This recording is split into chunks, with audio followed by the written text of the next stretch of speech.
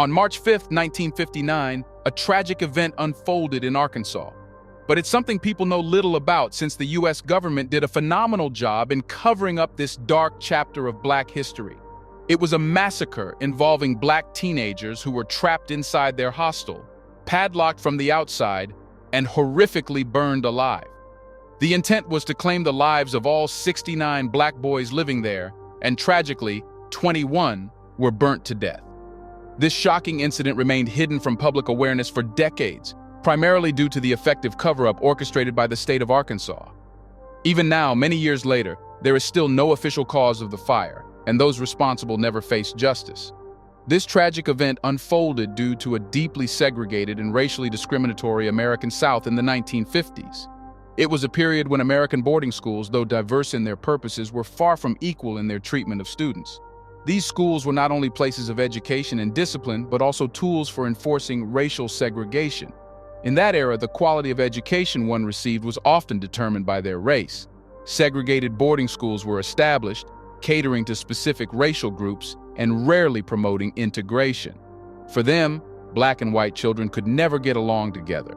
The schools meant for Black boys had harsh discipline, involving physical punishments like paddling and hair pulling. In the South, schools were used as instruments to resist racial integration. Between 1952 and 1962, numerous schools were built in rural areas, exclusively for African American students. In sheer contrast, white students enjoyed better-equipped schools, thanks to the state's construction of approximately 500 primary and secondary schools. These white schools were more substantial, technologically advanced, and offered a richer academic curriculum, emphasizing subjects like mathematics, science, and vocal training. There were also significant differences in how the reform and industrial schools treated white and Black students. White reform schools aimed to educate and equip teenagers with practical skills for future employment, such as carpentry or metalwork. However, the boys at the Arkansas Negro Industrial School faced a different reality. Arkansas had two juvenile correctional facilities, one in Jefferson County and another in Wrightsville, southeast of Little Rock. Within the walls of the Arkansas Negro Industrial School, young Black boys aged 13 to 17 were subjected to despicable conditions. These teens, some of whom were homeless orphans or wrongly accused of petty crimes, were forced into a life of manual labor. They worked hard on the facility's farmland and were subjected to cruel beatings with leather straps, enduring days in rags. You see, this was no different than slavery, just the name had been changed. Could anyone imagine doing things like that with white teens of that time? Black boys in those schools didn't even have access to proper sanitation, resorting to using buckets as makeshift toilets. More than half of them lacked underwear or socks, and it was not uncommon for them to go weeks without changing clothes or bathing. Clean and safe drinking water was a luxury they were denied, and their living quarters were cramped, offering them little space to breathe. These Black boys inhabited a building constructed in 1936 under the Works Progress Administration, which Time magazine described as unstable and fragile. The systemic poverty, a consequence of white supremacy, sealed the fate of these boys. Racially disparate treatment permeated the United States criminal justice system, with wrongful convictions being a common occurrence. The horrors of lynching resulted in the deaths of thousands of Black people.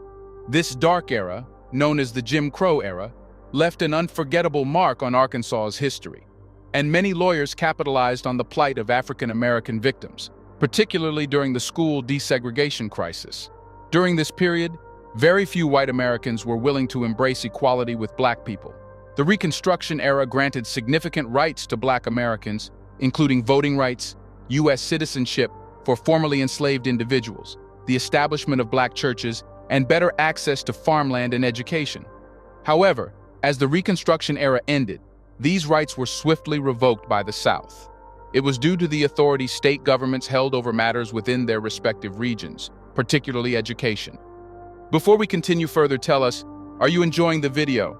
If yes, please like and share the video, and subscribe to our channel to watch more videos on Black culture, history, civilization, and identity. Let's continue now. While the federal government wielded national powers and enacted laws that applied to the entire United States, local and state laws governed people who lived and worked in specific states or territories. In states like Arkansas, the governor held considerable decision-making authority. Orville Faubus, the 36th governor of Arkansas from 1955 to 1967, was a prominent figure during this tumultuous period. He infamously ordered the Arkansas National Guard to block the entrance to Central High School, preventing the Little Rock Nine from entering. He was also in office during the tragic dormitory fire on the morning of March 5, 1959. On that unfortunate day, as people enjoyed gospel music on the radio that day, a breaking news bulletin interrupted the program. It was reported that a mysterious fire had engulfed the Arkansas Negro Boys Industrial School in Wrightsville. However, the grim reality was far more sinister. At 4 a.m., the staff abandoned the dormitory and locked the door from the outside. The boys inside were forced to fight and claw their way out. While 48 of the African-American teenagers managed to escape the blazing structure by jumping out of windows, 21 were tragically unable to flee and perished that night. When examining the building's layout, it became evident that, despite having a few doors within the facility, there was only one front door, and that solitary entrance was locked. Those unfortunate boys who remained trapped inside found themselves wedged in the back corner of the building, where they met a horrific fate consumed by the flames. Governor Faubus later called for a hearing, aiming to uncover the truth and hold anyone responsible. It should be noted that after the incident, efforts were made to conceal the evidence. On the morning of the incident, the scene was being tampered with. The school staff and Superintendent L.R. Gaines provided testimonies stating that the boys had been locked inside and left unsupervised. On the other hand, the Pulaski County Grand Jury found multiple individuals and agencies responsible, but failed to bring any criminal charges. It seemed as though blame was being distributed widely, yet true accountability remained inaccessible. Ironically, the land where the school once stood is now occupied by the Arkansas Department of Correction facility, the Wrightsville Unit. In 2019, the Arkansas Department of Correction dedicated a memorial site to the 21 young boys who lost their lives in the fire. Decades later, the memorial features a metal plate listing the names of every individual who didn't make it out alive. Many family members and those who remember the tragedy attended the ceremony to pay their respects, although the exact location of the boys' graves remained shrouded in mystery. Stephanie Webb, the owner of Haven of Rest, disclosed that the bodies were brought to the cemetery, and a common burial site labeled 114 was prepared to lay them to rest, as indicated by the cemetery records. Shortly after the fire, the remains of the deceased boys, consisting of fragments, were taken to a local funeral home. It's reported that their body parts were wrapped in newspaper. Webb mentioned that most of the bodies were taken to Dobison Funeral Home, which no longer exists today. She expressed doubts about how the bodies were handled, raising questions about burial practices. It was reported that the parents of the deceased boys had the opportunity to select specific body parts as if choosing from a menu, and claimed that they belonged to their children. Out of the 21 boys, 7 were privately buried by their families. The remaining 14 boys were allegedly buried together in a mass grave, with the state of Arkansas covering the costs and saving as much as it could. When the ceremony concluded, family members were directed away from the cemetery and were not allowed to witness the internment of the coffins into the burial plot, so they didn't see the coffins being lowered into the ground. Later, in a CNN documentary, the person covering the whole incident believed that Governor Faubus and the Little Rock businessman, Dr. T.J. Rainey, were direct contributors to this tragedy. They stood to benefit significantly from quickly selling the land that housed the boys. But within no time, this tragedy faded due to the civil rights movement. The tragedy didn't receive the attention it deserved. One of the main reasons for this story's rapid disappearance from the news was the prevailing racial climate of the time, particularly during the 1950s and 1960s. The civil rights movement was gaining momentum, and numerous incidents of racial violence and discrimination were occurring throughout the United States.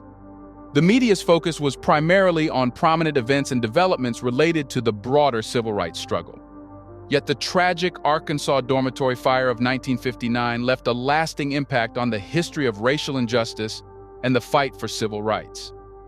Although it faded from the news quickly, it claimed the lives of 21 Black teenagers and served as a tragic reminder of the ongoing struggle for equality and justice. This fire, along with other instances of racial violence during that era, fueled the determination of activists and organizations to challenge segregation, fight for equal rights, and pave the way for significant changes in the American education system. This is a dark chapter which should be added to schools' curricula, but sadly it has been successfully erased. Did you learn about this chapter of Black history in school? Isn't it true that the US government did a nice job in covering the massacre instead of preventing it from happening? Let us know your thoughts on this. Do you want to watch more videos like this one?